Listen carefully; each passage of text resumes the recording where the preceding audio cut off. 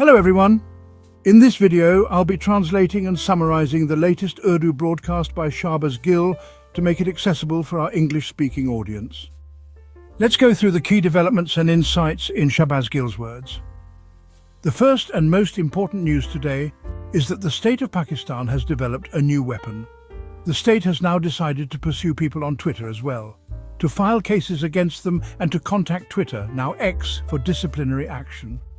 I've been telling you for a long time that nothing bothers Mr. Chaudhry and our Field Marshal more than X, formerly Twitter. Many people create vlogs from abroad, many raise their voices, but nothing is more dangerous to them than X. Today, I received an email from Twitter X informing me that the government of Pakistan has filed a complaint against me, alleging that one of my specific tweets violates Pakistani law. I wasn't sure what it was. Sometimes my team tweets things, and maybe something was posted in error. Usually, if I find anything inappropriate, I delete it. So I clicked the link provided to see the tweet that the Pakistani government had complained about. And I want you to hear it yourself and decide what was so offensive in that tweet. It was a video clip from one of my own vlogs that I had posted. Twitter, or X as it's called now, has this policy where they disclose who filed the complaint and what content it pertains to. So, they provided me with the exact tweet link. When I opened it, I saw that it was a video clip, about 50 seconds long. Listen to it and then we'll discuss what supposedly broke Pakistani law. In the video, I say that Alima Khan shared that, for the first time, she was informed about drone attacks, and she expressed deep anger and sorrow over them. She directed the KP government to strongly respond and ensure no more drone strikes take place in the province. That very same day, we also urged the KP government, via a tweet, to react. I wrote that if Imran Khan were free, not in jail, he would have voiced strong opposition and reacted forcefully. I appealed to the KP government to respond firmly and devise a plan. Later, Imran Khan sent a message from jail echoing that same stance. When he was informed about the appointment of Field Marshal Asim Munir, he reportedly said he shouldn't have been made Field Marshal. He should have been made king. Pakistan is under jungle law, so he should be made the king of the jungle. Nothing less than a king will work. So, in this video clip, I spoke about the drone attacks. The Field Marshal comment you just heard. Now you tell me, where exactly did I break Pakistani law in either of those 2 points? Clearly this is being done on the orders of our Field Marshal. And who's executing it? PTA's PAF-Fiz department, which is sending these complaints. This case is a clear attempt to suppress voices.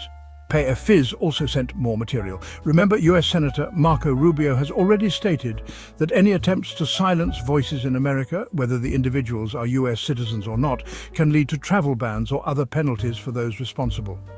Let's see whether this effort succeeds or fails, but we will try. Also, everyone should make an account on X, formerly known as Twitter. For your protection, you can create it anonymously. If you live outside Pakistan, you're even safer. The thing that troubles Mr. Chaudhry the most is X. Instagram and Facebook don't bother them as much. First priority, X. Second, YouTube. These 2 platforms give them the most anxiety. Telling the truth is now both your duty and responsibility. Use whatever platform you think is most effective. Next news, a certain general, whose name I know but won't mention without confirmation, was here last week. He had been here before and met with so-called business tycoons, essentially puppets, and even some of our people. Last time they shut down a protest when the Field Marshal arrived. There was a small protest, but it wasn't significant. This time the Field Marshal is expected to arrive again, around the 12th, 13th or 14th, although the exact dates could be later. That same general, after visiting, has now gone to Saudi Arabia to perform Hajj. While here, he met with business people and also with some individuals who could influence PTI's strategy. He tried to ensure no protest happens when the Field Marshal comes again. But this time, they will not succeed. The people who stopped the protest last time are now feeling the heat. Whether they are regretful or not, they're definitely concerned because the matter is now public and the public is angry. So I'm telling you now, despite any promises made, you will see those very people on the front lines this time because they cannot bear the public pressure. The mask has come off, so if they don't protest now, it will cost them. The general might have tried, but it doesn't look like his mission will succeed. This time, a strong protest is expected. In the past 3 to 4 weeks, the generals have been pushing one narrative after another. They've used various media figures, the usual suspects like Ansar Abbasi, Javed Chaudhry, and also some younger, less experienced reporters. These young journalists were fed information and told, "This is breaking news." They didn't verify it like veteran reporters do, they just passed it on. For example, one young journalist, whom I consider like a younger brother, received a tip. I commented that it seemed like a distraction, a wild goose chase. He got offended and tried to attack me, saying, "I stand by my story." He acted like he'd created the news himself. Then there's a third category. Experienced journalists who aren't touts but got convinced anyway. One senior journalist was so sure of his source that he claimed Imran Khan would be released before the 5th of the month. When others warned him not to be so rigid, he insisted, "Imran will definitely be released by the 5th. Why was the establishment doing all this? Simple: to buy time. May is extremely hot in Pakistan. They know protests are less likely during extreme heat, but starting mid-August through December, before the harsh cold, things get difficult for them. So they wanted to stall through May, and it worked for a while, but now it's backfiring. Some journalists now feel shame and regret. For others, I'll say this: only trust news if you've seen original documents. If someone says, "This will happen in the future," remember, there's always a 50-50 chance it won't happen, even if it's true at the time. Things change, plans shift, context matters. So please, don't turn gossip into confirmed news. If someone tells you something, just say, "I've heard this from a source, but I can't confirm." Don't act like you made the omelette and know exactly how many eggs were used, because when it turns out to be wrong, it hurts your credibility. And this happens often, even to the best journalists. The next news is about the tweet Imran Khan posted yesterday regarding the Field Marshal. That tweet has created a major controversy. What issue has it stirred up? First, it became clear that Imran Khan has had no communication with the Field Marshal. Whether you call the tweet aggressive, bold, honest, or a display of raw truth, it was fearlessly posted.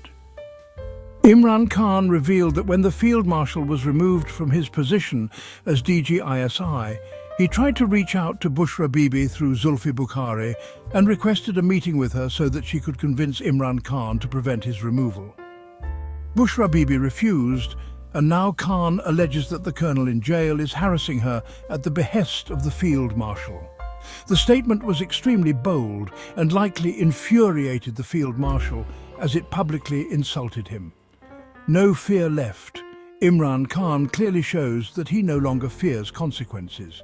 He has placed his life on the line for his cause, fully relying on divine will. If God wills, he'll be released. If not, he accepts his fate. He expects nothing from humans and is committed to speaking the truth. Khan made it clear to his followers that he won't take the Nawaz Sharif route, cutting deals to secure release. He won't bow or compromise his principles for freedom. Another critical point: the Field Marshal, who once respectfully addressed Bushra Bibi as Baji, sister, is now allegedly subjecting her to torment. In our society, even political opponents like Maryam Nawaz are referred to respectfully. If someone is called Bahi, it indicates respect. Now, to treat someone you once called sister like this is both shocking and hypocritical. Either don't refer to them as your sister or don't treat them this way. Playing both sides is blatant hypocrisy. Next is a deeply significant story, especially if we reflect. Please listen with an open mind and heart.